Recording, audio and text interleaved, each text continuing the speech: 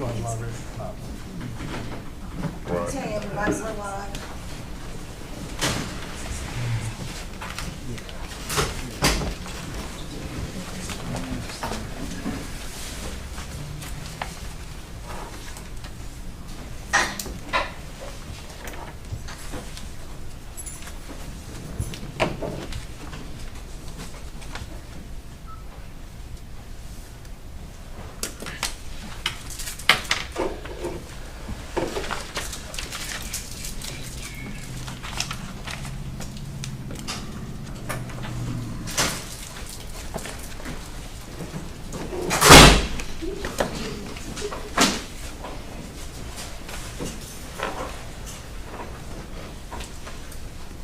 All right, I got 7 o'clock. We'll call this meeting to order. If you'd stand for our prayer and please remain standing for the pledge. Ms. Lakeitha, will you lead us in prayer? Let's pray. Our Father, I come forward thanking Thee for this day, a day in which we've never seen before and will never see again. Ask that you bless everyone that has gathered here for this meeting this evening. Father, ask any decisions made be pleasing in Thy sight. These are all blessings we ask in Thy Son Jesus' name. Amen. Amen. Pledge Allegiance to the flag of the United States of America and to the republic for which it stands, one nation, under God, indivisible, with liberty and justice for all.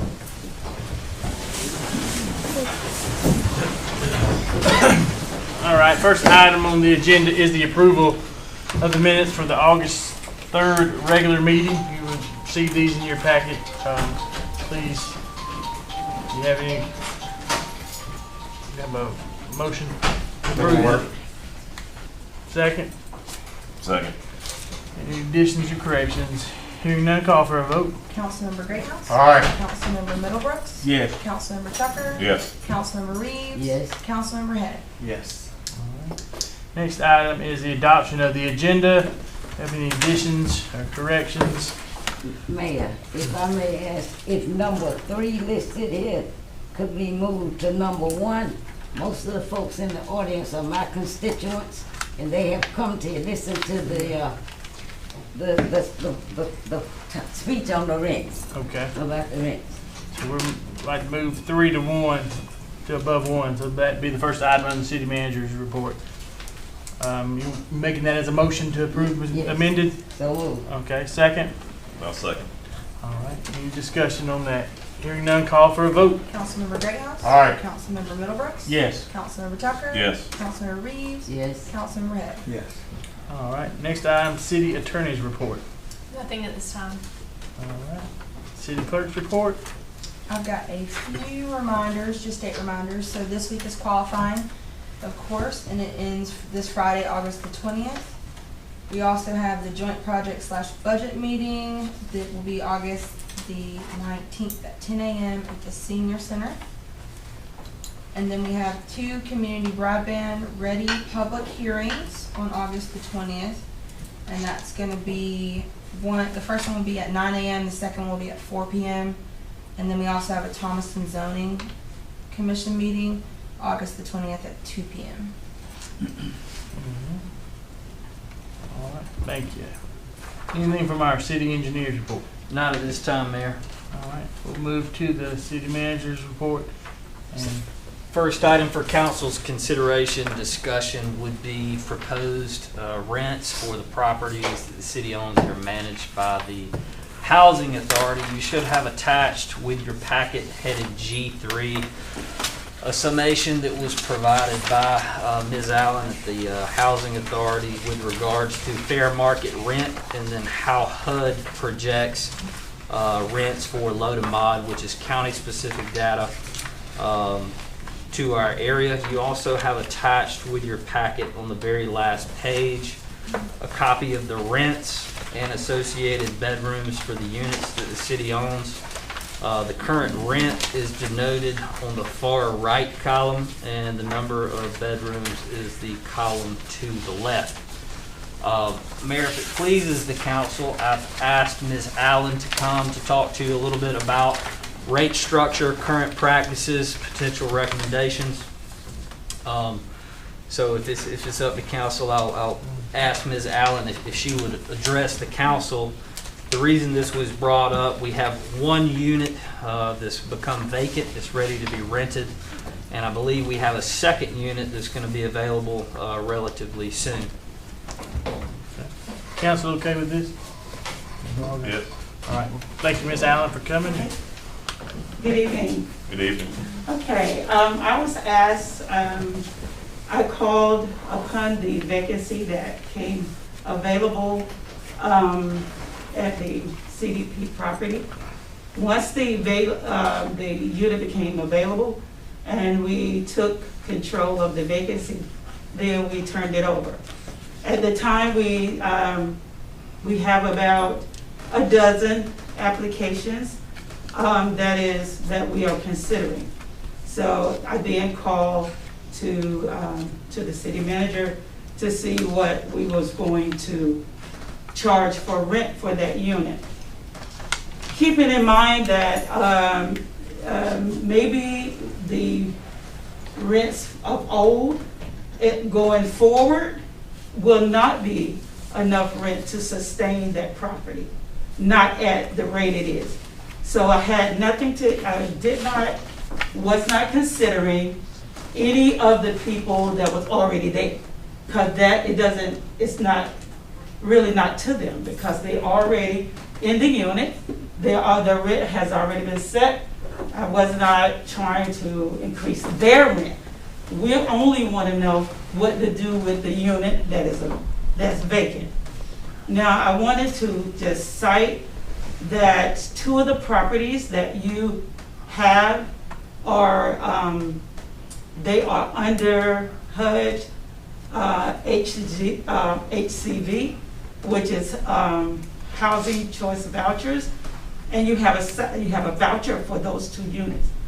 Now, when you have a voucher for those units do use the fair market rent in determining how much rent the person that has that voucher, they have to pay a certain portion. Then DCA pays the HAP payment, which is still part, and we use the 30, in that calculation for that individual, is the 30% income.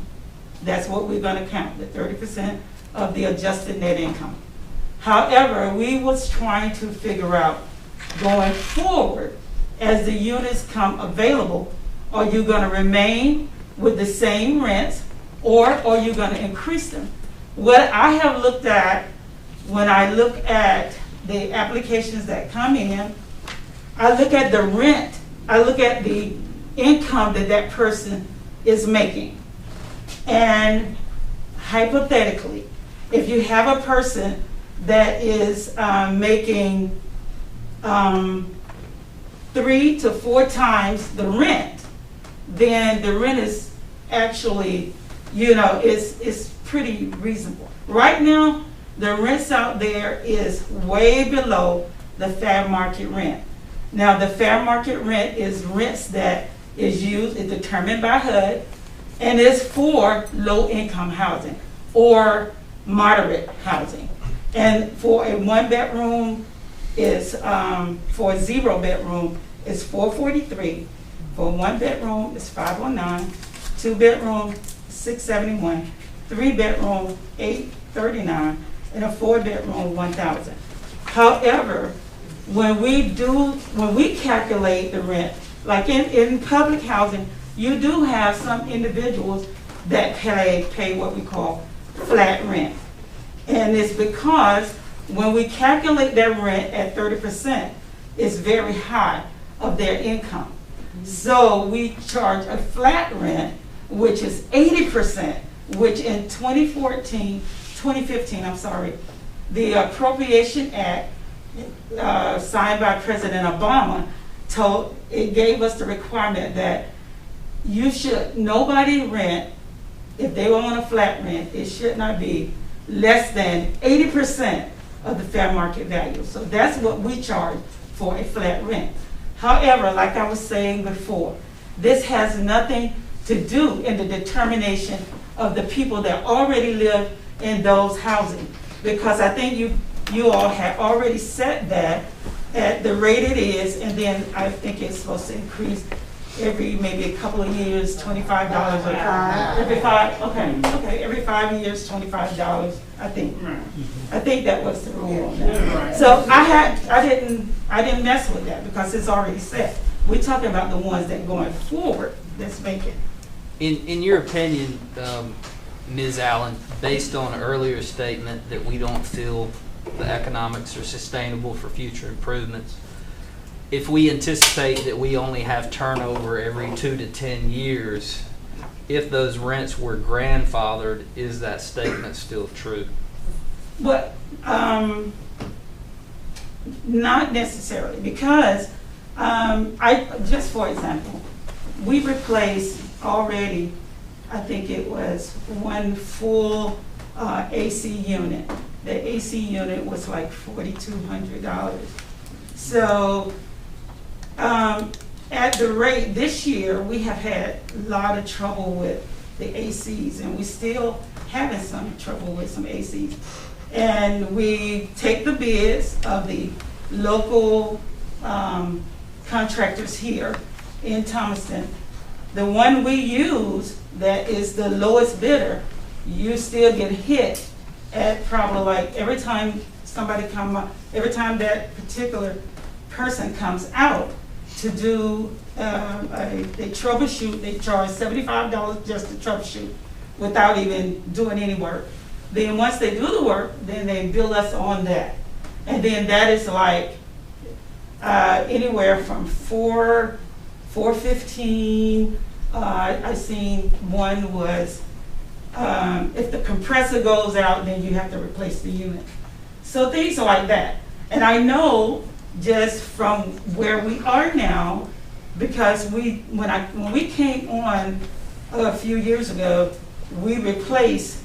I think we went ahead and put AC in about the last 14 units or It was something 17. like that. Yeah. How many units? That to bring it up to everybody having it. So even one of those units gave us a lot of trouble, and we had to go back and go for the warranty and things like that. I just don't think at the average rent right now, going forward, it probably would not be. As the older the units get, the more capital need that it would need. However, it will. I only considered that the vacancy unit that we had, the vacant unit that we had, for us to change the rent on that vacant unit going forward, because I think that the income of the individuals of the applications we receive now probably is a little bit more than what it was when everybody else was housed. At housing authority properties, if you have 2 tenants with equal levels of compensation, but they were placed in the housing authority at different times, would their rents be equitable, or would they be different dependent upon the time of placement? No, because with the housing authority, it's set. The rules are set. They are only changed when the federal government changed them. So if somebody moved in 2015, and you still use the same calculation. We get their rent, there's 4 to 6 weeks of verified income. You give them the appropriate deductions. Now the deduction makes a difference, because if you have somebody with 2 children, their rent is going to be a little higher than the person that has 4 children. But they may both have a 3-bedroom unit, because it could be a head of household, a boy and a girl. As with another 3-bedroom, maybe 2 boys, 2 girls in the same unit, but the one with the 4 children is going to get a higher deduction than that person there with just 2. So those might be the same. Yeah. Or a little bit different. Did you say that the 2 vacant units that are there now, they are under One of- hood? One of them is not vacant. Okay, so, The young lady, the family have not moved her Okay. out here. but did you say that the unit that is vacant now, did you say that that unit is under HUD? Oh, no. Oh, I thought that's what I heard you say. I didn't say that, not at all. But you're saying as far as when units become available, that we look at this fact? How much, yeah, it doesn't, actually, Councilman Reeves, the Housing Authority, we are the manager. I mean, whatever you all say that to charge them, that's what we're gonna do. It's, you know, that's what you all want. And that's fine. I would just recommending that you might wanna look at it because you wanna make sure that if you're gonna have a housing program, you're gonna want to, you wanna believe that it's gonna be sustainable down the road. That we are going to be able to provide the people that live in those houses a quality of living for a long time, okay? Whether it's the next 10 years or the next 20 years down the road. You want to be able to have them in quality housing. However, you have to make sure that you have that income that coming in that will allow you to do that. That's all I'm saying. Okay, but as far as that one unit that is vacant, I think that's probably a 2-bedroom.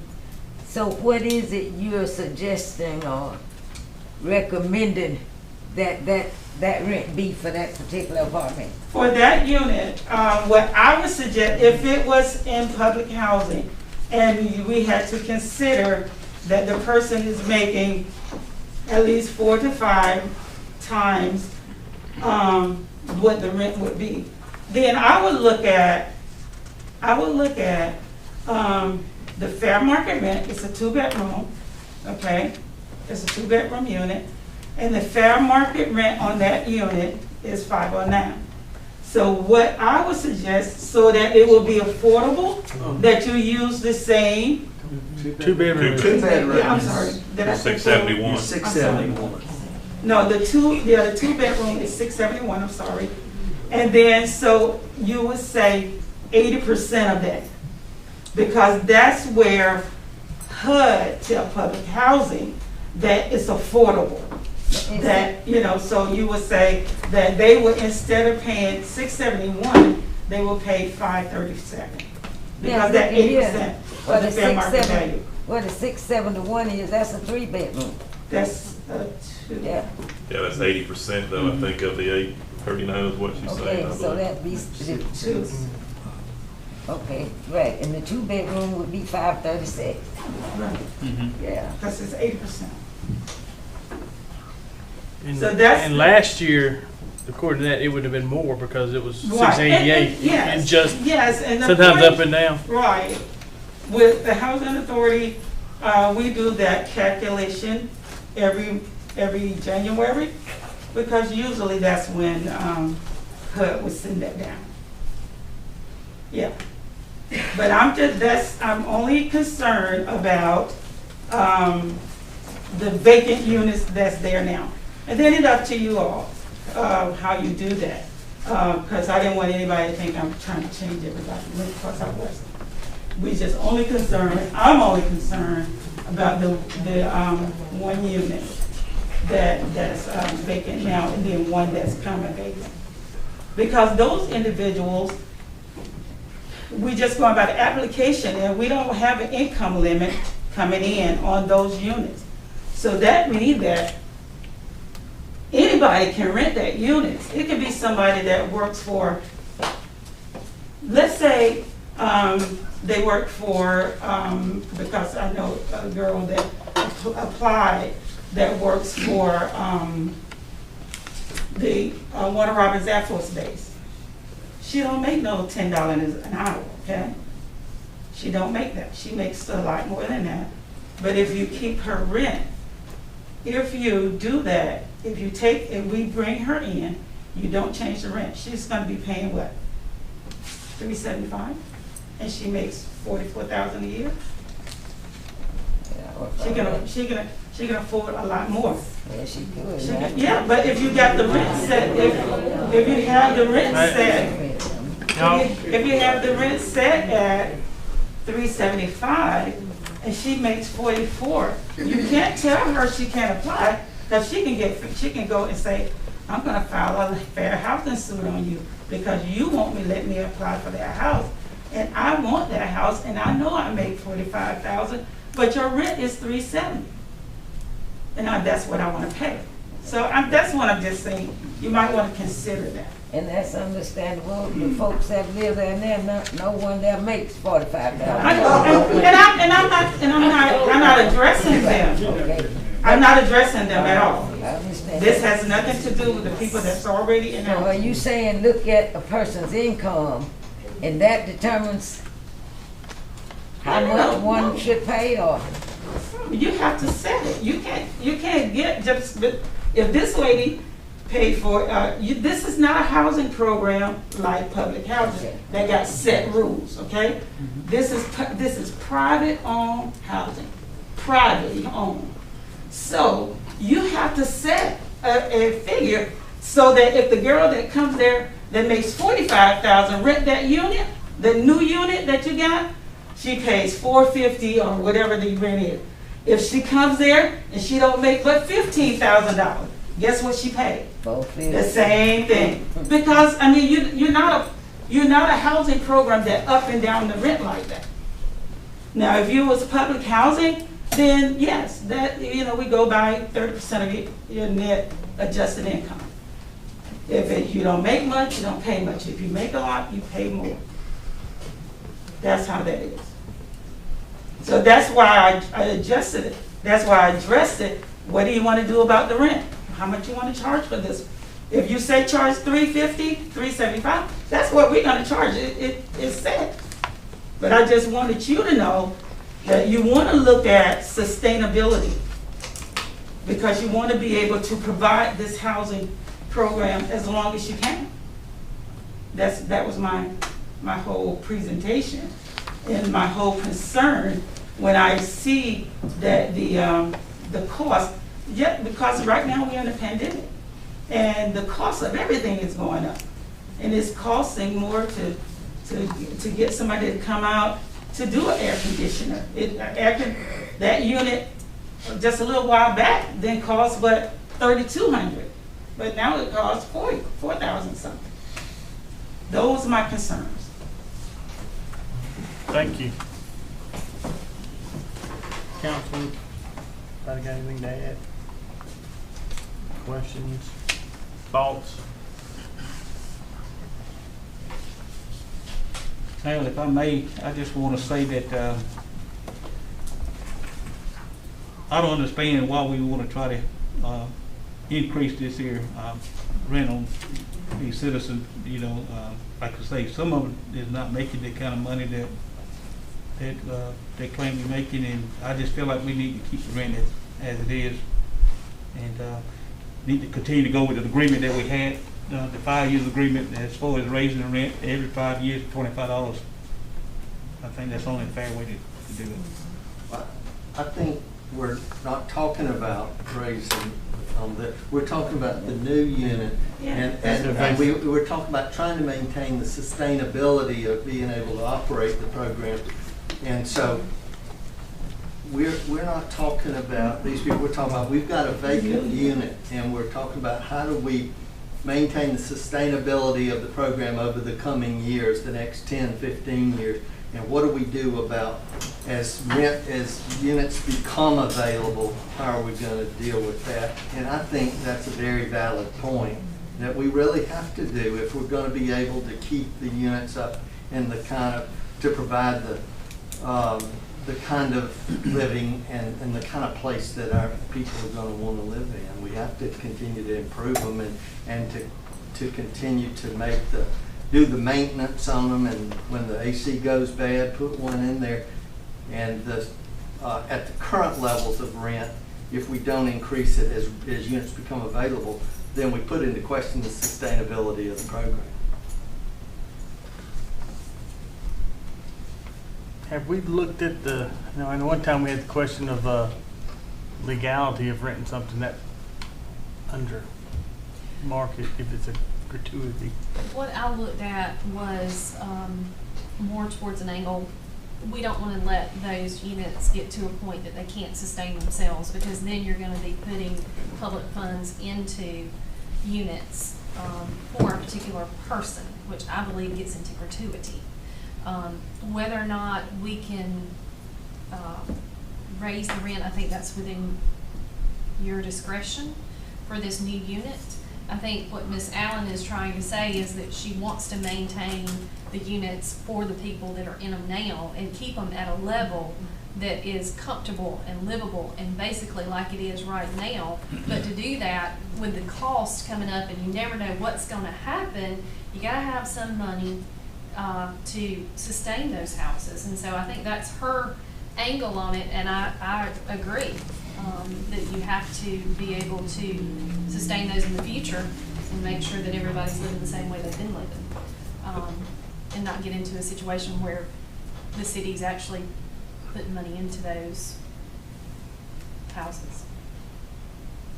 I think, Ms. Allen, I don't want to put words in your mouth, but just to give us some baseline, tie it to something, whether it be what you do in public housing or what have you, but just to have it, we don't really know how these numbers came up, and they may be right. Like I said, we're not even talking about those. We're talking about one single unit. So to come up with a number, I don't know what that number looks like on that particular vacant unit. Looks like that the federal government has gone through an extensive calculation of how to figure it, and they move, as we see, we can tell the difference between 20 and 21. So that it does move both ways. So to try to figure out what we tie it to, I think going forward on the vacant units is something that I think we need to consider, whether it be this or something else. But it seems like this was well thought out legislation that was done, and this calculation and methodology.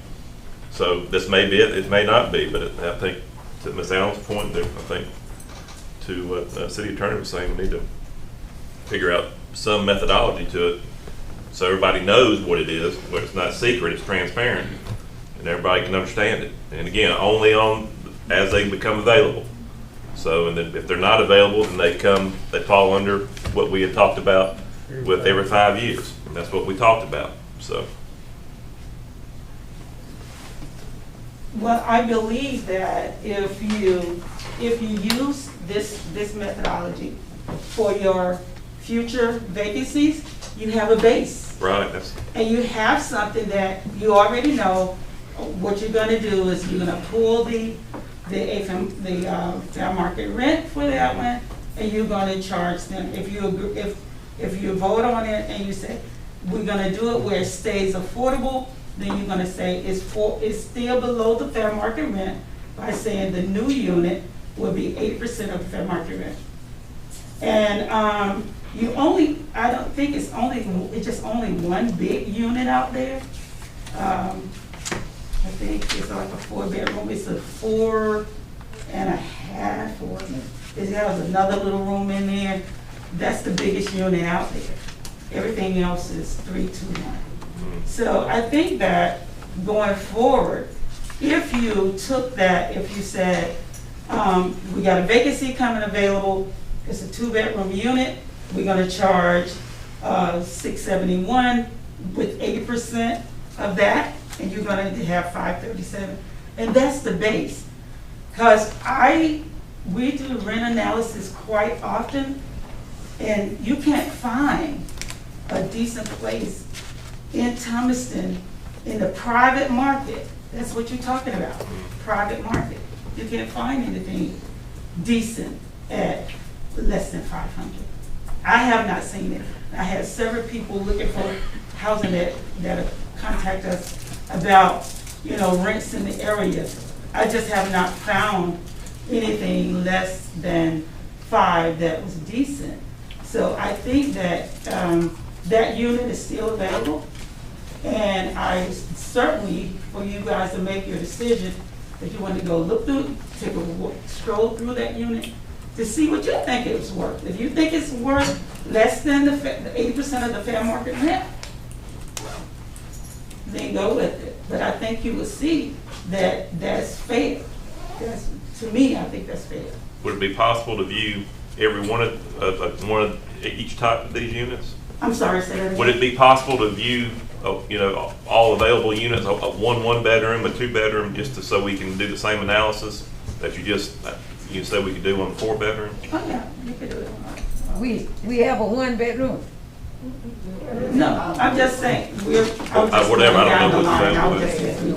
Whatever's available. Yeah, I was just going Yeah. 321. But I guess the only vacant one you're Yeah. saying is a 4-bedroom, The so only that thing- wouldn't be We feasible. don't have a to 4-bedroom vacant now, we only have a 2-bedroom. Okay, One that's vacant, and Yeah. 2-bedroom. We have 2 to 3 bed and 1 4. Mayor, with regard to your question, I would need to look at the Fair Housing Act to ensure that we're not in violation of that act. You know, if we can do it this way, though, if we have some data coming in from somewhere else where these are very complicated calculations, if you've looked at any of that, if we have some way of basing it on that and either doing 80% or whatever percent, that's gonna be a better way to handle it in the future so that it's not subjective and you're not just pulling a number out of the air, so to speak. But I would like the opportunity to look at that.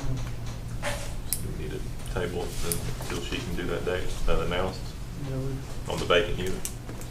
Whatever the council. Thought, or look into that before we make the decision on the legality of what we're doing presently or what we plan on doing. But we would need to see from a legal standpoint what's out there.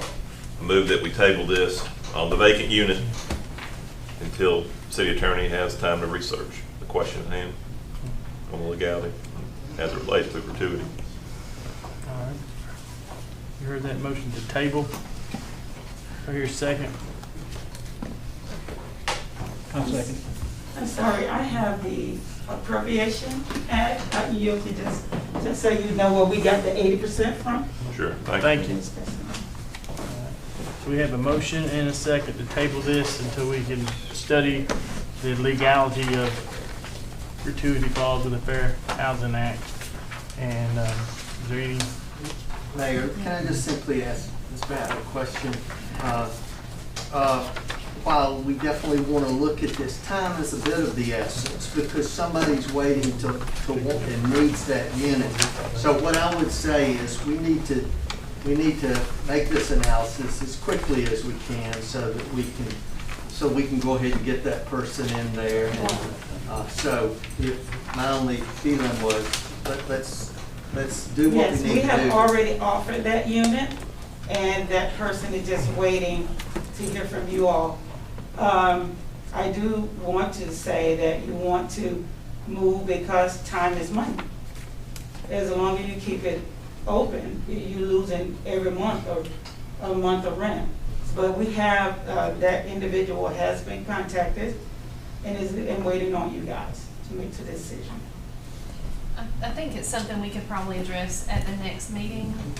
I think, usually the Fair Housing Act precludes you from discrimination on certain, like race or color, national origin, religion or sex, that kind of thing. So I'm not sure that we would be precluded, but I want to make sure. I think we could certainly move forward the next meeting. Any further discussion? Hearing none, call for a vote. Councilmember Greathouse. Aye. Councilmember Middlebrooks. Yes. Councilmember Tucker. Yes. Councilmember Reeves. Yes. Councilmember Head. Yes. Thank you. Thank you. Mayor, the next item for council's consideration is discussion, potential authorization, and approval of a resolution to modify the Can you city's. hold up while I'd everybody's like leaving? to I thank can't the hear. residents for coming, so you hear what we say. I'm gonna come around front, that way I can take this mask off, you know what I'm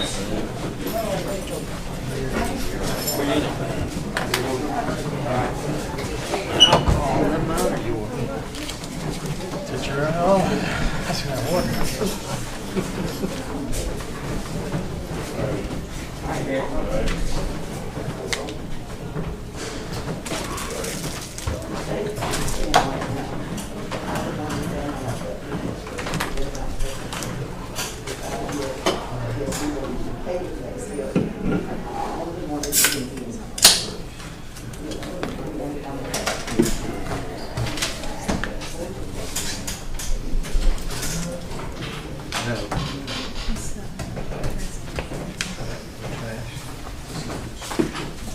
Trash next. Trash. You ready, Mayor? Yeah. Discussion potential action authorization to execute modification of the city's trash ordinance attached with your packet headed G1, specifically section 70-29. Council was addressed by a resident recently about garbage cans or trash receptacles not being returned to the property. In checking the city's code of ordinances, there is no prohibition against leaving your trash can wherever you want. This ordinance modification would require that within 24 hours of that service, that your garbage can be returned, and the way it's worded in here is to the applicable setback. So Deanne and I had some discussion on how we would word that. So if, depending upon your zoning, right, where you are, there's a building setback from where your property has to start. So this would require you to at least move your can from the city right of way or the curb back to the applicable setback. I think that makes sense and addresses the issues that we've had brought up in the public meeting. My only concern, and talking to Councilman Tucker, on the Silvertown area with the back alleys, you know, we've always just pushed it out. And most people leave it out there at their back alley, at the back of the back alley, because they don't want the smelly can in front of their house, or by their house. I can see the front of the house, you want to move it, but from the back there, I don't know, would you just have to move it back a certain amount of feet from the back alley? It's whatever the setback is, right? What is it typically? 25 feet, I think. Some situations, I think it's 15 feet.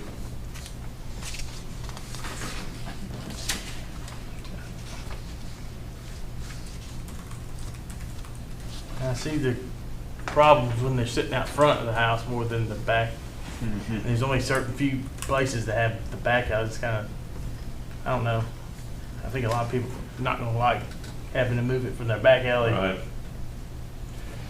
Well, we've had comments in District 4 about people leaving their trash cans in front of the house, and whether it be Sawmill Village or whether it be on my street or what, and they leave them 24/7 in front of the house, and that is not good because it's unsightful. You have fleas, rats, etc. that go all around that. So we need to adjust this to the setback. But it's You've got some neighbors, I'm about to say the same thing on yours. I have some put it in the back, some put it in the front. So Yeah. it's, Same as unique to mine and Jeff's constituents with that back alleys where you don't see a lot of that. I'm not saying it's the wrong thing. I'm just saying we need to be cognizant of that and have that in consideration when we are dealing with individuals who where the back alley comes into play. So I just trying to think through that. I haven't measured to see what 25 feet looks like on a back alley mill house to see how that's going to be impactful. Did you pull up the setback? I'm looking for it. I understand the nature of wanting to do this, and I get that after hearing from others.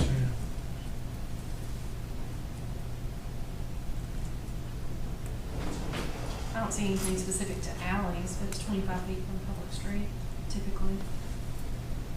It's 25 feet.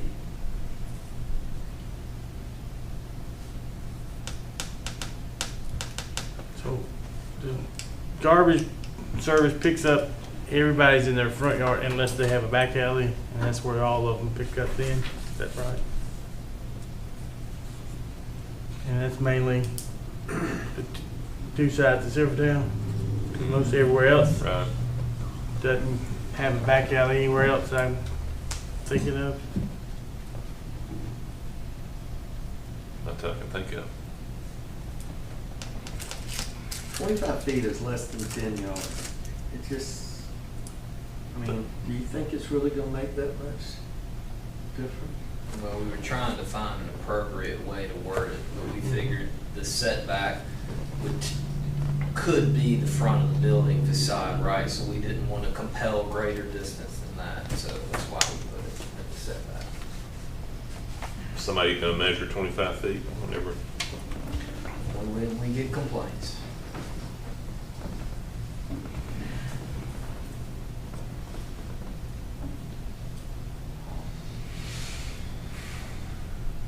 trying to mentally picture how far that is from the back alley on, you know, I know it's gonna vary, but, I mean, Yeah, if I'm you trying to think. would have better knowledge and You're experience. gonna be moved, I mean, 10 yards is either at the house or at the alley, I in would the think. middle of the backyard. I mean, Yeah, I don't know. We're just saying that's the Yeah. minimum, right? But it's at least Yeah. gotta be moved. Because some lots are deeper than others. Right. And they may build, you know, not right up on the setback. Couldn't find a good way to articulate that in an ordinance, so we just stuck with the setback.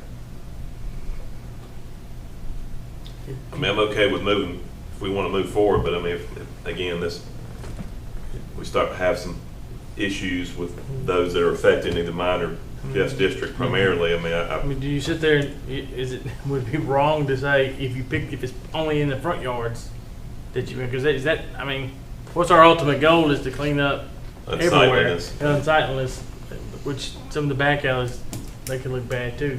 Yeah. Yeah, I'd argue the back alleys are trashy in the street. And that's definitely some of the things that I've seen in the Silverton area, that the front yard can look very well, but if you take a walk through the newly portioned trail at Greatest Generation, you can see that the back alleys of these places are in some cases not being taken care of very well.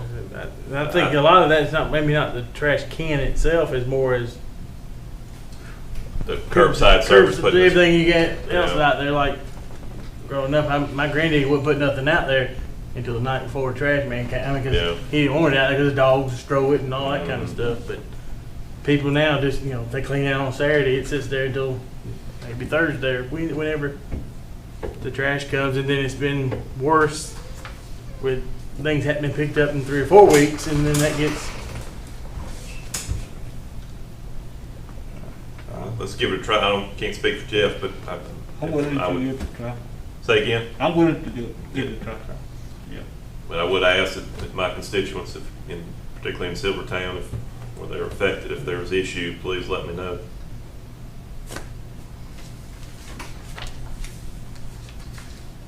Mainly, I do like the time frame. Yeah, stuff. I do too. I think that's going to Yeah. help. That's what you do. So, like this way it is there a motion to approve this ordinance? I'll make a motion, go ahead and approve it. Have a motion to hear second. I'll make a second. Motion and a second. Any further discussion? Are they gonna return to picking up, you know, I never knew they picked it up. I thought you had to have it out there, not by your house. During COVID, they wouldn't, They wouldn't pick it prior up. to COVID, they would go down there and get it and I bring don't it know where back. they are now. You're talking about back door. The trash can, yeah. Yeah, I call. Yeah. That would help. All right. Is there any other discussion? Hearing none, call for a vote. Councilmember Graham. Aye. Councilmember Middlebrooks. Yes. Councilmember Tucker. Yes. Councilmember Reeves. Yes. Councilmember Head. Yes. Next item for council's considerations, discussion, and potential modification, which is actually a complete rewrite of the city's alcoholic beverage ordinance. This is not a finished document. It is riddled with edits. I made you a copy of my working document so that you could follow along and read my notations as we move through this. I'm going to try to hit the high points. I'm going to ask the city attorney to please interject if I miss anything or if there's anything relevant that I skipped. And if council has questions, please feel free just to chime in. First section on page 1, I don't disregard the comment at the top. That's already been rectified. That was a question I had for the city attorney. You start off in general with your definitions. You will notice as we get on, there are a lot more types of applicable licenses under this ordinance. Police powers, section 6.2 on page 3 is basically stating that this is for health and welfare. If you move on to page 4, you will actually see the types of licenses that are enumerated in this ordinance. Specifies it's the duty of the licensee to maintain a copy of this ordinance. They have to have it on their property, and all of their employees should be made aware of it. Your Class B, we have A through P. I'm not going to read them all, but if you'll take a minute, if you have any questions about that, they'll probably be resolved later as these particular types of licenses are defined. The only license that I'm requesting that the city attorney draft for your consideration would be a bar license. The way we have drafted the eligibility criteria under this classing system is a move from the traditional means. Right now, currently, to get an alcohol license, pouring, meaning you're serving a drink, we only allow that for restaurants. We define that as an establishment that derives 50% of their revenue from the sale of food. In this draft, we're still compelling 50% revenue from an alternate source, but we're not tying it to food specifically. So you could have an entity that's in business doing something other than a restaurant, and then as long as they get 50% of their gross receipts from that other means, then they would then be eligible for an on-premise license. The bar license is a little bit different. And what I am pitching to council for your consideration is that within the downtown, not to exceed 2 licenses, that we would have 2 bar licenses, and for those 2 licenses, the gross revenue need not be 50% or greater. It could be whatever. We're recognizing that we may want that in our downtown, so that we would make those licenses available. But what is the bar on this list? It's not. Okay. I've asked her, it's a working copy, that's why I wanted to bring it up, but it's not on there yet. I got you. So you're saying as far as the businesses downtown,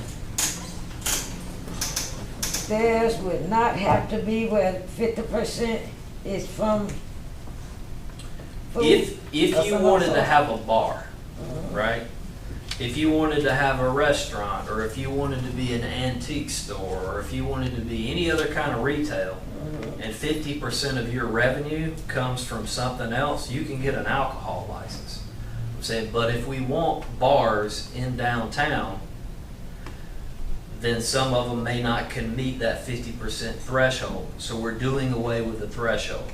You can be a sure enough bar, and you can apply for one of our 2 licenses within the downtown. You say there would only be 2 of them.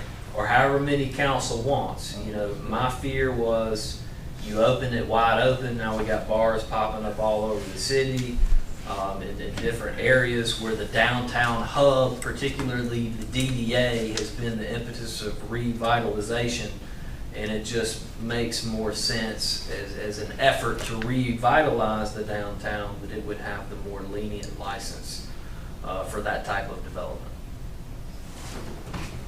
I'm on page 5 now. License fees. The fees are not enumerated in this code of ordinances. Those will be set separate by city council. Item E is of particular interest. This is the conflict of interest provision that basically says that if you're an elected member, then you can't have an alcohol license. And if you're in an interested party or an affiliation, that you can't have one. Item B says that if you're a city employee, you can't be eligible for an alcohol license, or you can't have business interest in an establishment that holds one unless it is disclosed, council agrees otherwise, and it's approved by the city manager. Item C deals with police officers and their ability to work at establishments that have alcohol licenses, and they are prohibited from doing that unless they have written permission from the chief of police. Like if a business wanted to hire private security from a certified officer, then that would have to be ran through the chief of police before they could do that. Item F, inspections. Every business will be open to inspection for our designee. Item G is financial responsibility. What this means is that for you to be eligible to receive a license, that you have to show financial interest in the entity which is applying. So individuals apply for the license. So Councilman Tucker can't own a business and then I be no party to that business and apply for a license at his location. The applicant for the license has to have a financial interest in the business operation. Item 6, L, license is a privilege, not a right. Item M talks about, yeah, 6. I'm on 6. Item 6 talks about brown bagging. We'll talk about that a little bit later on in the class of licenses. We will not allow brown bagging in the sense that you're accustomed to now, but there is a provision that will allow for a brown bag license. If you are the holder of a license, then you can apply for a separate license, which is brown bag, to allow your patrons to bring their beverages onto your property. And then there's some caveats later on that, you know, the owner can't touch it and it has to be disposed of before they leave and so forth. Item G probably will take a little bit of consideration, and I believe some other jurisdictions have done this. This compels people that are applying for an alcohol license at package stores to have security cameras. The cameras have to be inspected and approved by the chief of police. The cameras have to cover the rear entrance, the front entrance, and all of the cash registers, all of the staff who are working, and anybody that is on staff has to be capable of running that machine in the case that they're approached by the police department in the event of investigation of a crime. If you had a robbery at one of these stores, you want to be able to access that camera system immediately. And what we're finding is a lot of the systems are outdated, or they're non-operational, or the staff doesn't know how to work it, which leads to other issues. So I'm going to bring up a comment that's relevant to multiple issues throughout the ordinance, but that is a phasing in time, right? So hopefully we adopt this ordinance prior to renewals going out. How much do we want to compel business owners to be in full compliance before the issuance? And I think Deanne and I have talked that renewals for 2022 would be granted. However, that within 1 year, the businesses have to be in full compliance with the new ordinance. So it doesn't put a financial burden on them on the front end. It gives them a year to come into full compliance. And that's on a couple of the issues. Item 4 is that's where it talks about that the employees have to be trained. I'm on page 8 now, section B. A and B, this talks about the hours of operations. One of the councilmen, I think Councilman Tucker, maybe the mayor's asked me about this before, but it's the traditional times of sale now, but there's also a provision in here, section B, that would allow for on-premise consumption to run between the hours of 12:01 a.m. Sunday and 2 o'clock a.m. I think we've always get the call and the question on Saturday night. Last call is always at midnight. I believe the state modified the law, and we do have local discretion to allow that sale to go from midnight over to 2 a.m. So in the event you had a bar or you had a restaurant that wanted to continue to serve, then they would be able to do that until 2 a.m. 628 is relegated to pool rooms. The way this is drafted, if you do not derive 50% of your revenue from pool, then you have to be 21 to enter the facility. If you do derive 50% or more of your revenue from pool and non-alcohol, then you don't have to be 21 to enter the establishment. Does that make sense? Because you're by default a bar if all you're making your money off of is alcohol. payment of taxes and fees. Prior to the issuance of any license pursuant to this chapter, an applicant must be in compliance with all applicable requirements under federal, state, and local ordinances. So what I am requesting is the permission to deny renewals or the issuance of any licenses for business establishments that are in violation of any of our code of ordinances, which includes abandoned signs, window coverings, property maintenance code violations, high grass, you name it. The entire property and premise has to be up to code prior to the issuance of a alcohol license. Any questions on that? 630, and this was just a note for you, Deanne, is the general provision 12 months or $1,000. Is that 6 months or 12 It's months? supposed to be 6 months. 6 That's months. what Joel put in there, and I read that just last night. I was 6 months. So I'm limit. So I'll make that change. Article 3, this is where we get into your Class A. This is your retail beer and wine. This is your typical package store. You go in, you buy your beer and your wine. You have to be fingerprinted. The one question I denoted and I circled over here on the right is the requirement that there be $7,500 worth of inventory exclusive of alcohol to be eligible for a package store. So what I'm envisioning are these stores that open, they got 2 loaves of bread on the shelf, and they got a cooler full of beer, and they got lottery machines. Under this ordinance, they would be ineligible to hold an alcohol license because there is an actual inventory exclusive of alcohol that is required prior to the issuance of a license. Class B, 642, still on page 9, is your retail beer and wine by the drink. Fingerprint still required, 50% revenue from other stores still compelled. And then you'll see the Class B brown bagging, which means if you have a retail beer or wine by the drink, then you could also apply for a brown bagging license at your facility. Maybe you're a restaurant and you have beer and wine, but you mainly only do craft beer, and you want to let your patrons be able to bring in their own bottle of wine for something, then they could apply for that license. And it will now be allowable under this ordinance. Section C on page 10 at the top is the notice that requires, the notice that has to be posted, and I underlined open containers are discarded in the trash receptacle by a patron prior to leaving the premise. The reason we wrote this is to mitigate DUI.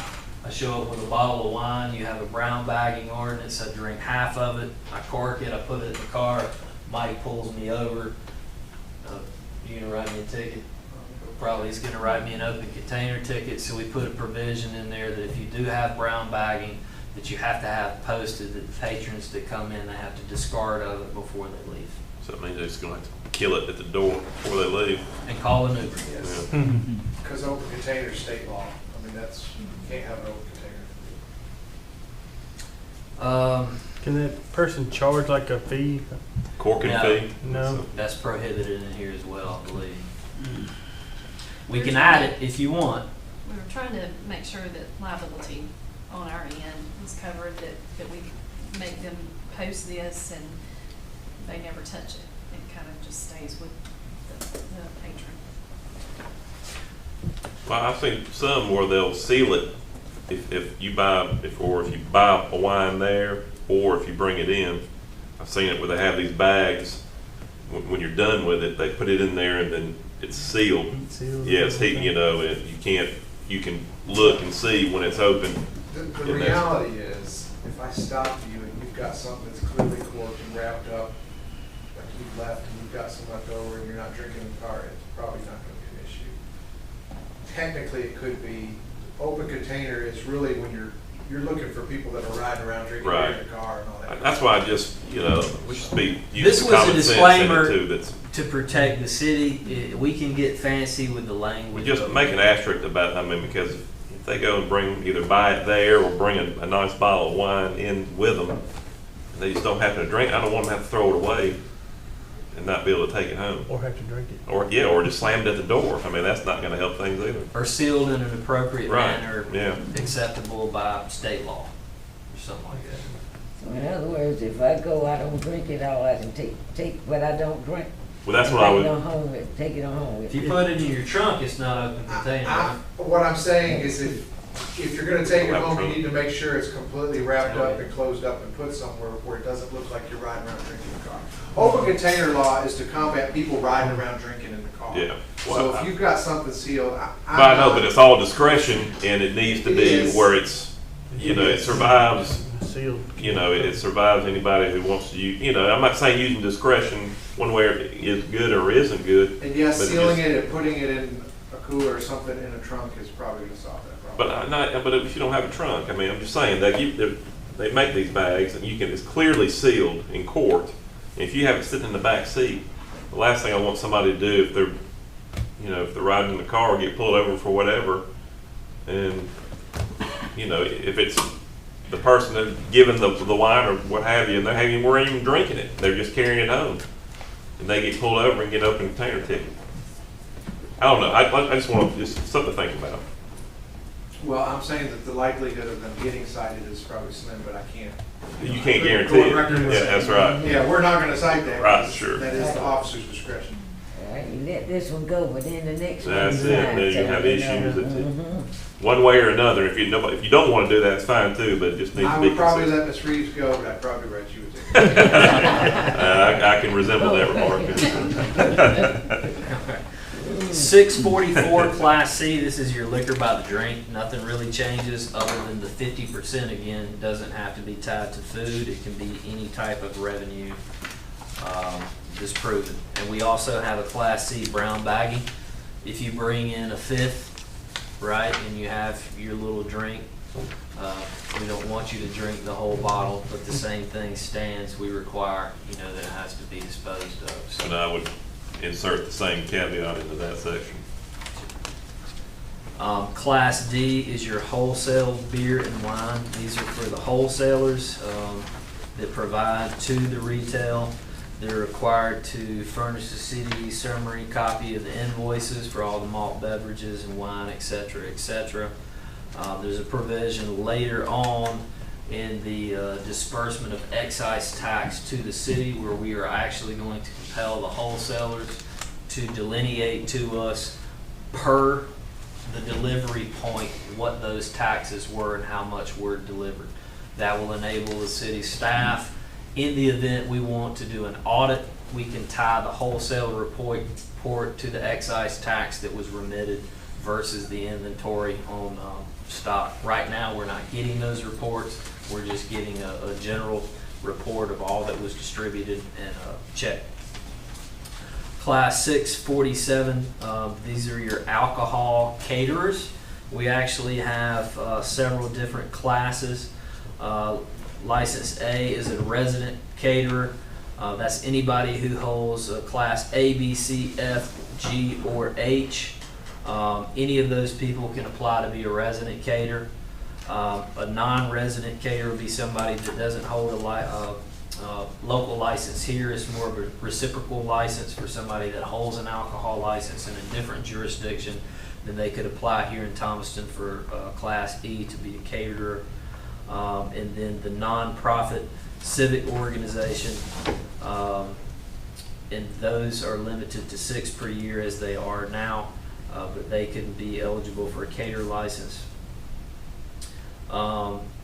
Item E is a little bit different than we've done, and I wanted your thought, but this allows the city to basically have a catering license for city-sponsored events on city property. Say we want to have a concert at Greatest Generation Park, or we want to have a concert at Lake Thomaston, then this would ultimately allow for us to sell alcohol on city property via special event permit. That's by the city. Yes, yes. Or a city-sponsored event, right? Class F is a brewery. We don't currently have any. We hope to get some. I believe most of the details specified on page 12 are state regulations with regards to breweries. So I won't spend a lot of time on that. Please read it at your leisure. 649, this is a brew pub. This is where you have the food and a brewery on site. And likewise, as the previous section, I believe most of this is enumerated right out of the state law for what's allowable for a brew pub. 650, Class H, this is a hotel. We're going to allow hotels to be able to achieve alcohol license provided that they have 40 interior rooms and 60% of their revenue comes from other means other than alcohol. So we get a boutique hotel. That's actually a different section. We have a boutique hotel license, but a hotel, a Holiday Inn Express, it gets built. They want to have an alcohol license. They don't want to be a restaurant, which would preclude them under the current ordinance. This would allow hotels to actually be able to get an alcohol license. 651 is a distillery. Again, a lot of this is in the state law. They're allowed to have a distillery. They're also allowed to serve so much of that. And the verbiage in terms of milliliters and what's allowed is part of state law. 652, a Class J. This is your bottle house ordinance. I call this a bring your own beer because they're not actually pouring. So art galleries, art studios, bed and breakfasts, and the golf course. These are places that can apply for an alcohol license to allow patrons to bring their alcohol and drink it. Let's say we're going to go out to the golf course. Ryan's got a 12-pack. I've got a 12-pack. We can bring that to the location. It's our beer. We can drink it on premise provided that the location is holding this Class J license. If there are any other entities or types of businesses that you can think of that we need to insert within the Class J, we can. This is what we have thus far, though. The individual furnishing, now, see, Deanne, I had a question about subsection D as to whether or not this conflicted with an earlier brown bagging provision. It does. We would need to clean that up too. Okay. Class K is a specialty gift shop. This allows retail sales that derive not more than 15% of their sales from gift baskets that contain alcohol to get a Class J specialty gift shop license. If I own a store and I put together these little gift baskets and I got the soaps and I got the candles, I can now have a bottle of wine as part of that gift basket if I hold this license, and it would allow them to do that provided the 15% rule. Class L is your ancillary wine tasting. I'm not going to get too much into that, but we can do wine tasting if you have a Class B, which is pouring on premise, or pouring, and then a K for your wine or your specialty gift shop. You can have a wine tasting. Class M is if you have a farm winery, and I believe a lot of that is tied to the OCGA state codes. Article 4 on page 16, we get into special event alcohol beverage permits. And again, you can see in section D, there are some requirements. If you pull a special event permit, and then I'll read you that, because special event, just because it says special event, is actually defined up on the front pages. So a special event, if you're applying for a special event permit, means any organized activity, whether for-profit or not, having its purpose, entertainment, recreation, or education, which takes place on public property or takes place on private property, but requires special public services like use of the parks, public streets, rights of way, etc., etc. So if you pull a public special event permit, you could be on private property. But if that event requires street closures, parking issues, extra trash receptacles, police officers, etc., etc., then it would be considered a special event permit, and you would be subject to Article 4, back on 16. Hey, Russell, Yep. can I just ask a question? Where is Class O? We don't have that yet. All right. Um, So that is the typical package store? Yeah, because we have the referendum, we're hoping Okay. to, We put didn't that want to, together after. we didn't have- want to enable it prior to the referendum. Okay. Yes. So Yeah. I put it as a class, but we don't have Okay. anything there. All right. I just wanted So you can read through Article 4 under special event, everything that we have. One other thing I wanted to point out is that if you are a special event or you're applying for a special event, all applicants must provide proof that all adjacent property owners and or renters of the adjacent properties have been notified of the application at least 10 days prior to the event. So if you're going to have a special event, you've got to notify all the affected parties around. We did exempt the city from city events or city hosted events.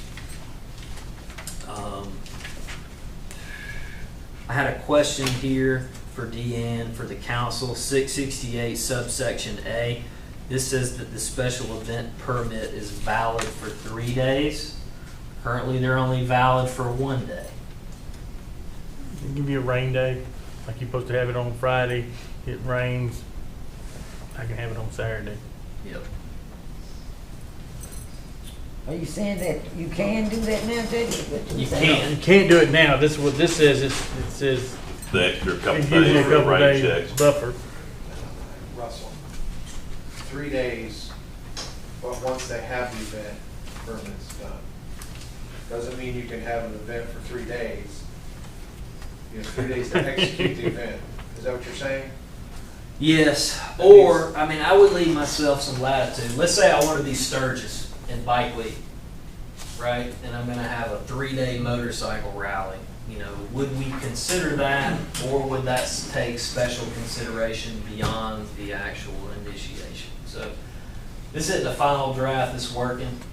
Get with me on that, and we can fine tune that. Section 670, it compels that the applications must be submitted 45 days prior to the event. Subsection B on 17 gives a lot of discretion to the chief of police. After obtaining the above information, chief of police shall determine whether and to what extent additional police inspection will be required for the event for purposes of traffic, crowd control, and security. And then the chief has some discretion as to what the police presence will be for the special event. Section 673 at the bottom actually compels the person who is applying for the special event permit, they shall employ through the City of Thomaston Police Department a minimum of 2 officers for security at all times during the event. This is a common thing throughout cities, that if you want a special event permit, then we're gonna give it to you. The chief of police has to authorize and do an assessment of the police presence required for parking, other, issues with public service, but at a minimum 2 police officers per special event. We might want to dictate that by numbers. If someone provides numbers and say they're going to have 1,000 people, we would require more than 2. It said no less than 2, yeah. Yeah, Well, I'm saying we should include in there some numbers. yeah. And the intent of this is if we have a special event that compels large number of police presence, and this event is not a city-sponsored or governmental event, then the general fund of the city should not subsidize that event. Special event holders should remunerate the city for the provision of those governmental services. I'm sorry, that is covered. You're saying a less than 2. Right, it's at a minimum. I could say to that, You can say 10 10. people, hey, you need 10 officers for this event. Well, part of it's gonna be based on location too, and how you Sure. can keep the people within an area, right? Yes. Yeah, containment is a big deal. Article 5 talks about taxing, and we've already discovered that beer and wine excise tax is omitted, is that right? And we're gonna add that back in. We're adding that, yes. All of these charges, Council has the discretion to go down. What they're set at is the cap, and I believe that's consistent with what we currently charge now. So the excise tax is paid either by the wholesaler for a package to beer and wine, or if we have a liquor store, by the wholesaler, or if it's by the drink, it's actually provided by the retail establishment. Again, in the red, the wholesaler shall provide the city manager his designated monthly report showing the breakdown of the beverage sold to the delivered location within the city and the city of Thomaston, together with supporting documentation. This allows us the documentation we need to audit excise tax. I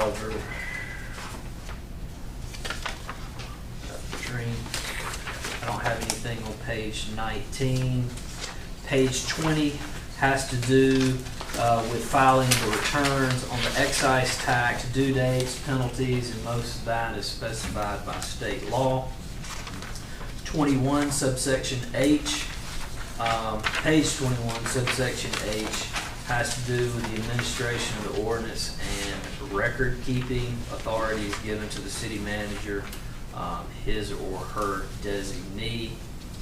Section 22 goes into the administrative provisions or some of the general provisions, and we may relocate some of those to the general provisions. This is just how we had it in there. Who is eligible to receive a license? The bulk is contained on page 23. I believe there's some red things. You're probably more familiar with this section. Do you want me to try to fumble my way through it, or do you want to cover this? You were talking about page 23? Yeah, all that in red. All right. I've gone through this so much and it's kind of swimming in my head, but let's see.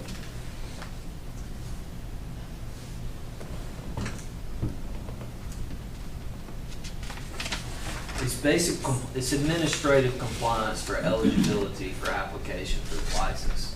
I'm trying to acclimate myself as to what this particular provision was. No, that's fine. I can weed through it. One thing we've got to do is put together new forms, because some of the information that we're asking for in this ordinance is not on our current applications. But that's one of the things that we're going to have to do. Section 107 on page 24 at the end, 6108 subsection A under generally, I underlined the mayor and council to approve license. I believe that's that was part of what Joel put in here, and I don't particularly support that, because there's so many people that apply. It would be difficult for all those applications to come before you. I don't think that's how y'all ever handled it. So I would want to take that out if council's okay with that. Page 24, subsection F, this talks about the applicant. The applicant has to be named in the name of an individual and not an entity. So a person actually applies and holds the license. But they've got to have an interest in. And they have to have a financial interest. If you want to go back, one of the things that was really important on page 23 that I finally realized, it's there. Anybody that's applying has to show us that they either have an ownership interest in the property where the license is going to be operated from, or they have to show us that they have a valid lease or rental agreement.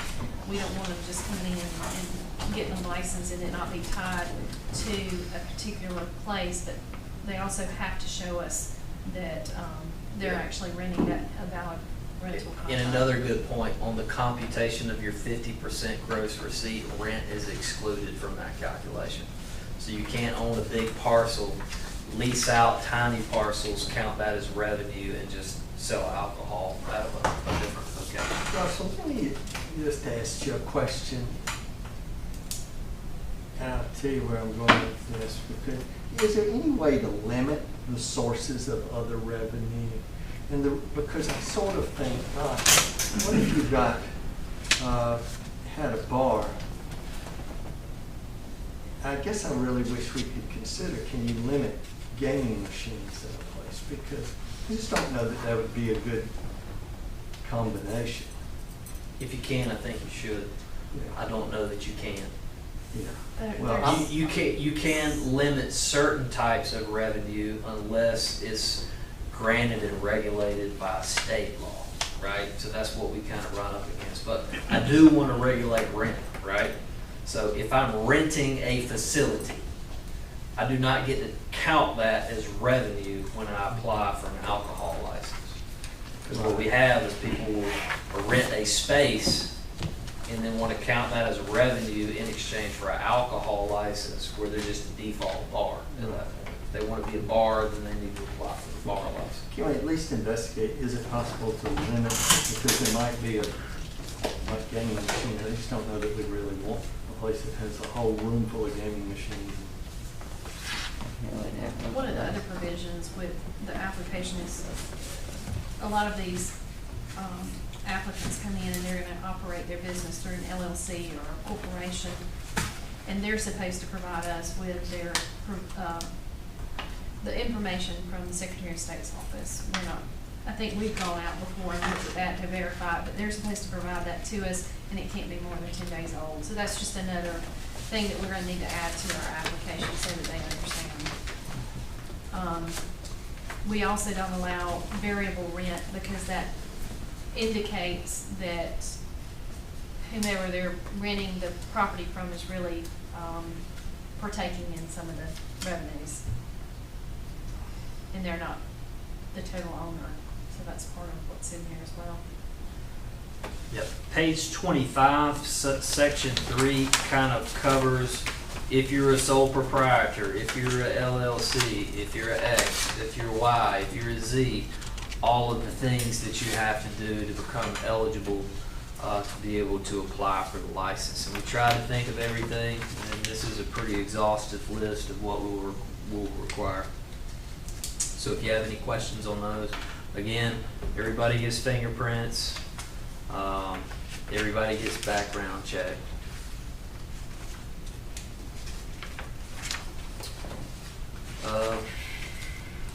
Item 7, after the issuance of license, no refunds. Section 6, 109, talks about an agent.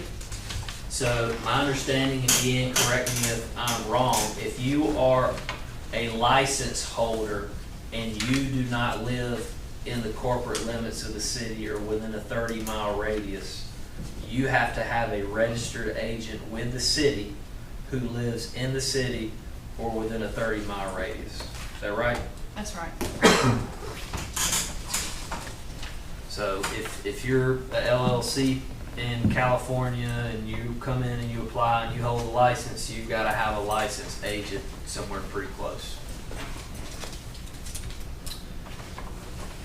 And that agent has to be active in the operation of the business. You can't just name somebody and they really have nothing to do with your business. They have to be working in that business at least 30 hours per week. They have to be able to, make policy and procedure decisions and actually be involved in the operation. One of the questions I've got here, and it goes back to the grandfathering provision. I'm on page 27 at the very bottom, section B, due cause for revocation of license. The failure of the licensee to comply with the terms, provisions, requirements. 2, failure of the licensee to timely pay the annual license fee called herein. So let's say the mayor has an alcohol license, we mail him out a renewal. He doesn't pay his fee on time. My understanding is that at the expiration of December 31st, that license is no more and it becomes a new application. Correct. Correct. At the time of a new application, full compliance with the current code of ordinance has to be met before the issuance of a new license.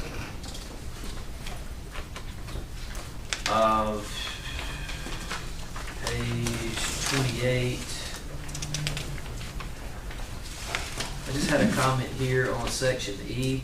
Following any decision denying an application for a license or any decision for revoking, suspending an existing license, the applicant or licensee shall have the right to prompt judicial review in a timely manner. I just put who initiates that, who's responsible. The applicant would have, it would be an appeal. Okay. 28, very bottom subsection 2, this talks about how licenses can be transferred or assigned when typically we do not allow that, only in the event of death. If there is a death, I own the alcohol license, then for a period of time, and it's defined how long that we'll let you continue to operate, under that license if there is a death.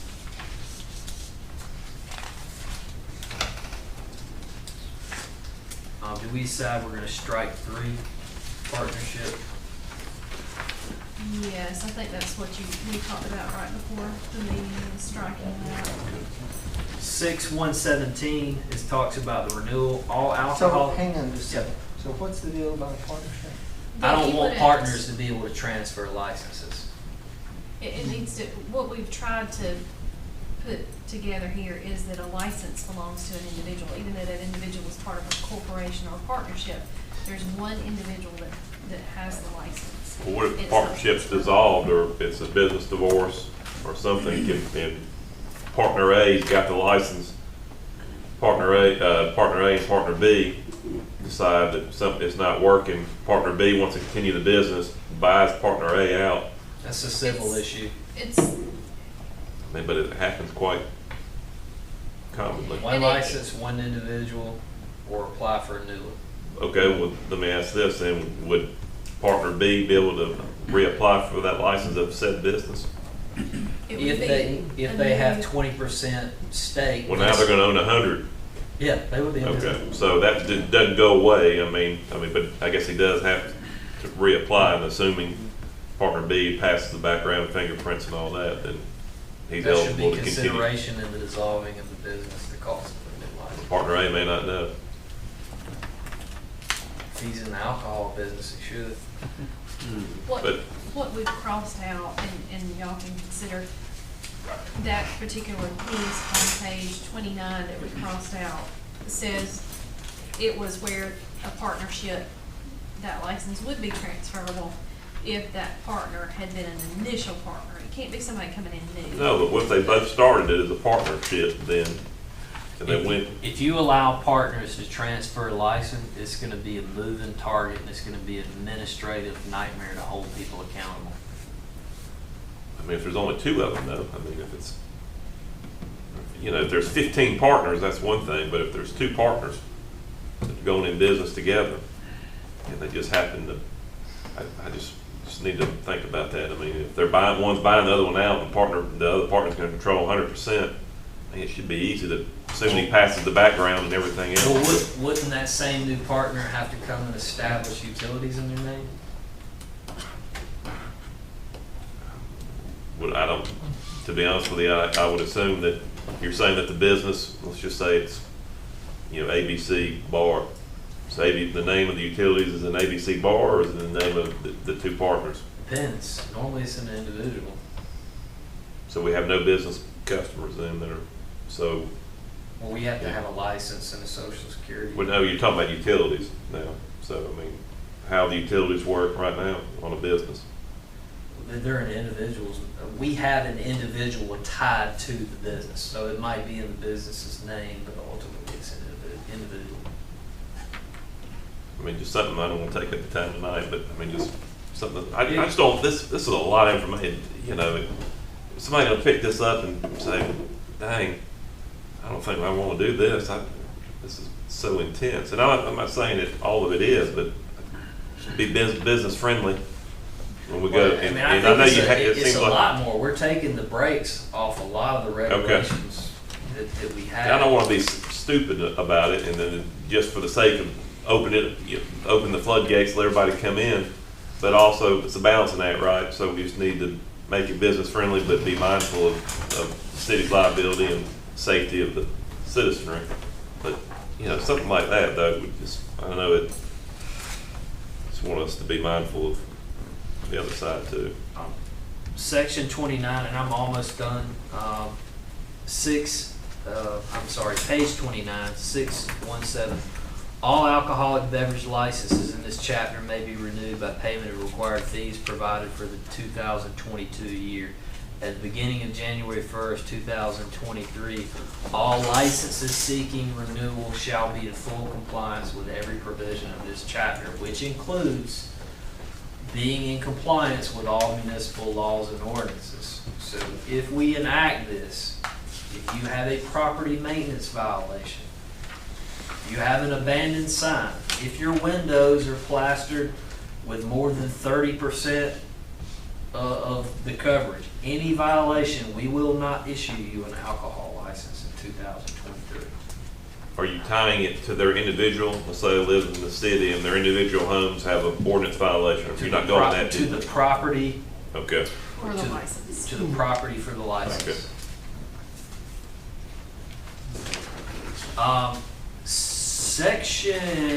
Article 7 is really interesting, and you'll see it's not really drafted. This is the restaurant district, and what I would like for council's consideration is an area which we will determine downtown within the DDA where patrons will be able to buy an alcoholic drink and they will be able to walk on a city street or a city sidewalk throughout the restaurant district. It is basically like you see in some of these cities, like a First Friday or First Saturday. The alcohol will have to be consumed in a standard cup that the city will provide. It'll be marked, identified, it'll have a boundary of the district, and within that restaurant district, people will be able to purchase from Don's Restaurant. They'll be able to walk out of Don's Restaurant and they'll go shop throughout the stores and they can carry their drink. The local businesses have the right to be able to preclude people from coming in their business if they don't want that, but they can also allow it as well. JD wants to know if you can extend it from East Lee Street all the way to S Street.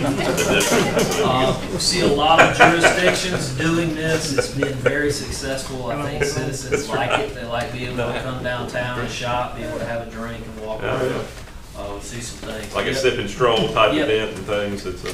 So another thing that's not in here that we didn't talk about is to-go alcohol. You know, that was a big deal during COVID. The what? To go, Oh. meaning you call in your order to Aviano's or to Chili's, and then you can get it to go. Alcoholic beverage, provided that it's sealed, or uncorked or untapped. If council wishes to continue that, then we can also write that in the ordinance. Did I miss anything? Probably. I'm trying to think. There's also a new statute that allows us to set, you may have gone over this one, to set the distance between an on-premise establishment and distilled spirits sales, where it is the distance between it and a church, or that comes down to council. Is that a state law?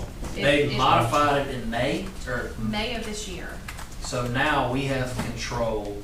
So the 100-yard, The On 100-yard premise only. applies unless y'all change it, right? Right. So y'all can set it to 50 yards or 25 yards or 5 yards or 0 yards, as long as it's on premise. You now have local control over it. so just so I'm understanding, on premise, so a restaurant or bar? Yes, Okay. you're having a drink on site. Okay. Like, for instance, the English Cafe. Mhm. It is too close right now to the church. But if you wanted to allow on-premise sales You can do that it. close, you could. So that, we just became aware of that, I guess? Yes. Well, they just changed it in It's May. just changed in May. Okay. And the to-go drinks were just changed as well in May. And always the measurement methodology was, Front door, side yeah, door. it never It's was, actually defined in here. We didn't cover that, but we defined Wow. how we're gonna. because it was always ambiguous as to which door, it's, don't want to make this thing needs to be as transparent, and you've done a good job. That's a lot of, I know y'all have done a lot. You thought through it, I Move just. to start over put it and do it. together. Well, It's intense. this is intended to be kind of a work session. We would like to get this rolled out in anticipation of some upcoming events regarding our moratorium. So I would like council to consider this. Deanne and I are gonna try to make some changes. If you would like modifications or if you have questions, please ask me. But in the near soon future, I would like to bring this to council for ratification. Russell, can I ask a question? On the issuing of license under this article, beginning in 22, you said it would be a 1-year allowance, so would that apply? Only for renewals. That would apply for the cameras or That's what I was getting at, so anyone who's renewing would have 1 year to get their camera system. any new license has to be in full compliance.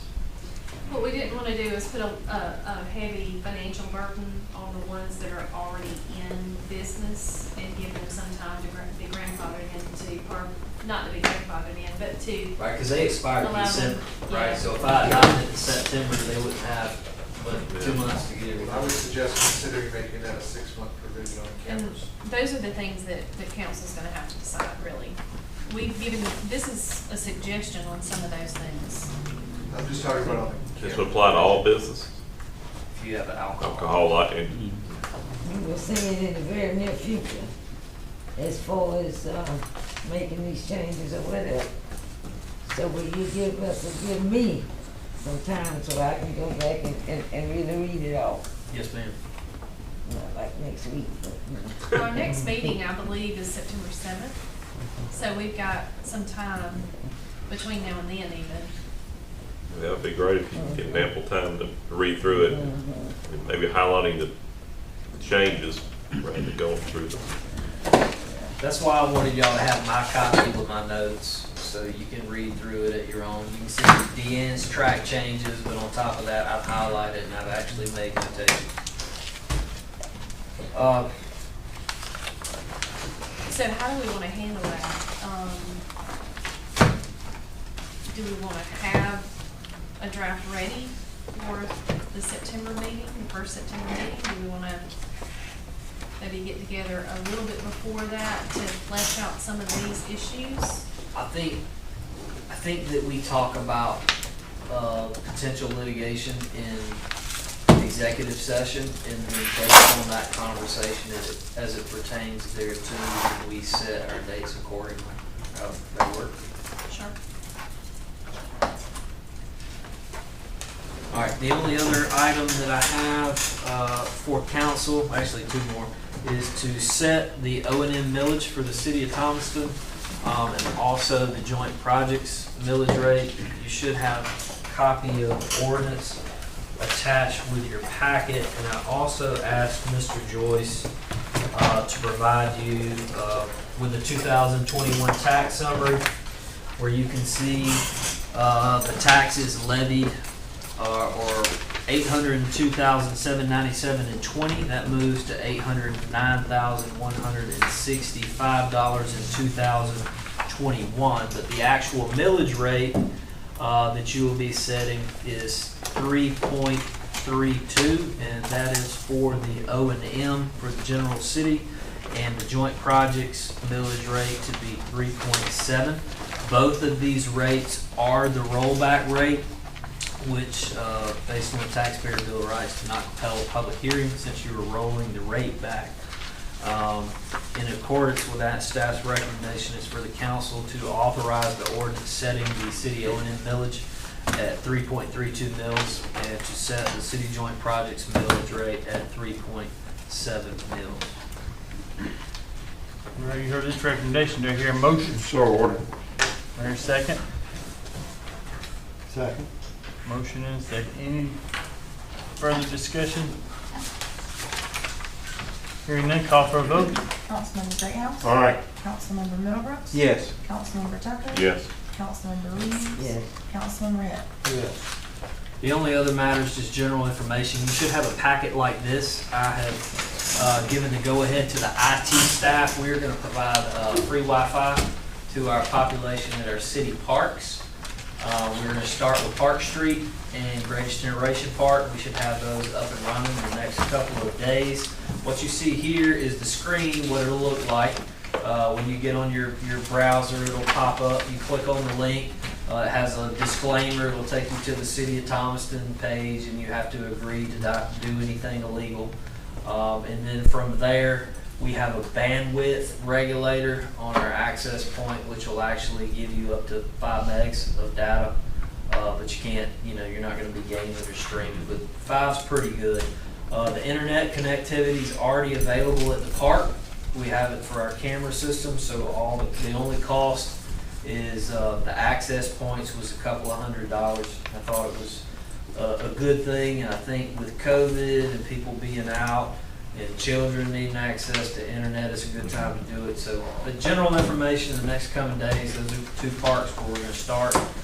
That should be up and running. Mayor, if I may, that would be another business. We're now another business, so Can you give us, let me back up, obviously everybody knows what was happening, I've read about it on social media and other places with the Thomaston Gardens apartment complex, and you have not? So yes, we were contacted by the local media who had been contacted by several of the residents at Thomaston Garden about deplorable living conditions, other issues.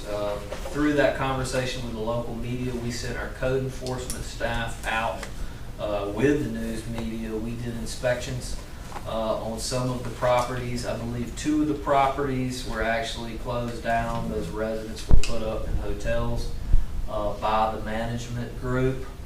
From that meeting, code staff and myself met with the management company in our office. They were issued citations.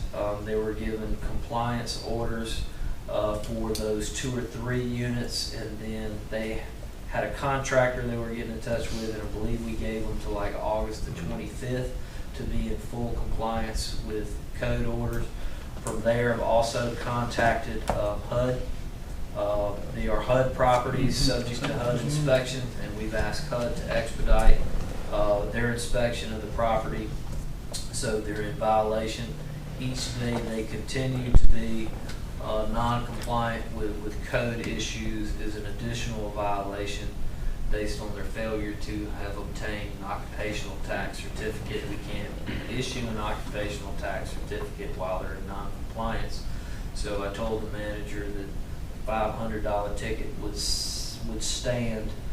The other $500 per day citation, we would talk about those if they met full compliance by their time frame in August 25th. It's on West County Road, by McDonald's, in my district. Pretty bad It's situation. terrible. Horrible. A couple of the people did have to be displaced once, Yeah. code enforcement got involved. But just for council's edification and for those tuning in, the way property maintenance works for interior structure is just like the police department. We have to have probable cause to enter a property. If we do, then we can either be invited in or we have to have a warrant. So this was a situation where tenants were interested in code enforcement coming into the property to make assessments. That's happened. It's bad. I know contractors are on site and they are working with our building officials. Just want everybody to be aware of that. It's unbelievable that they would let it get this bad, and that they would have these folks live in that squander. Did you mention that the property manager's been removed? No, it did not.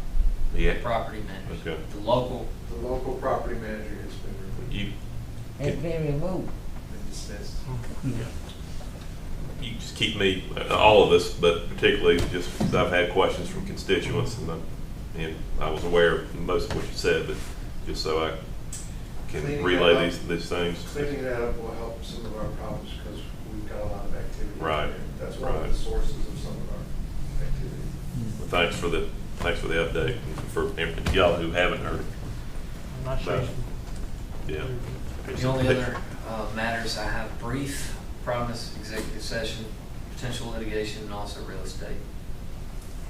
All right. nobody else has any other business. Hey, can I just give a little update on, for those, there are some of us that are on a COVID call, and I just want to give an update to sort of, for the benefit of the press that might be there and any viewers going on out, watching out there, just to show you how difficult the situation we're in. It's easy after a year and a half to sort of think, well, it's somewhat behind us. Just to show you how bad the situation is right now, we have a COVID call. It's now again back every week, but Jeff Tarrant referred to the situation as chaotic. It really is, believe it or not, it is worse now than it has ever been in the life of this COVID crisis. They've got 45 people in the hospital right now. A month ago, they had 0. There's 45 inpatients, 6 are in intensive care. But our hospital, I think, is a 120-bed hospital, I believe. 104 rooms are occupied. Normally, it's 75 to 80. And this Delta variant was, said by the CEO, Jeff Tarrant, is just an incredible in the intensity of its ability to transmit. It is 3 times more transmissible than what we experienced back in the difficulties we were going through in January of last year. 3 times more. And so the most difficult part of the prior time was the 3rd week of January last year, and the numbers were basically 1,100 per 100,000.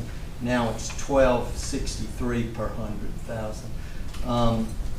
And the rate of spread in the student community in our school system is probably significantly higher than the general population. So the reason I say this is to make everybody aware of it, to hope that people will get the vaccine. That's my hope that they would. But just to tell everybody, they really need to be especially careful out there, because it's worse now than it's ever been in the life of this whole COVID crisis that we've had. But and that's verified by public data. So. Also, Mayor, these are your joint projects budgets. I don't know if you noticed that. Yeah. Friday. All right. Motion to go into executive session. Second. We got a motion second. Any further discussion? Hearing none, call for a vote. Councilmember Graham? Aye. Councilmember Middlebrooks? Yes. Councilmember Tucker? Yes. Councilmember Reeves? Yes. Councilmember Head? Yes. All right.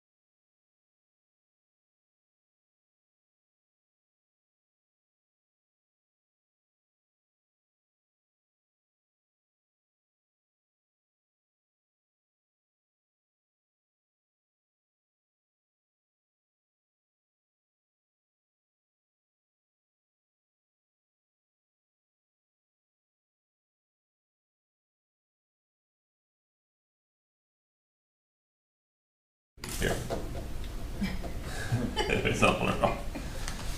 Did any of y'all play with that iWorks thing yet?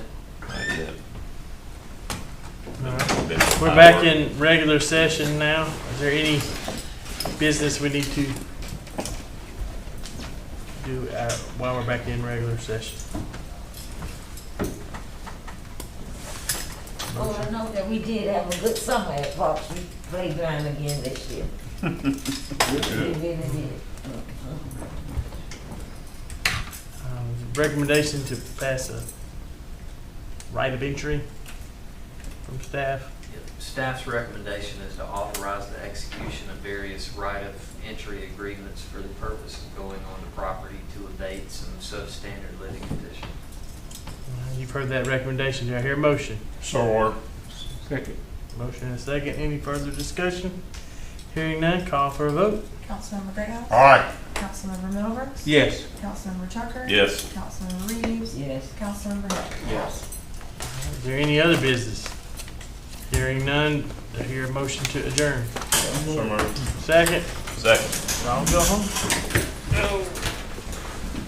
Great week, guys. See y'all Thursday at 10.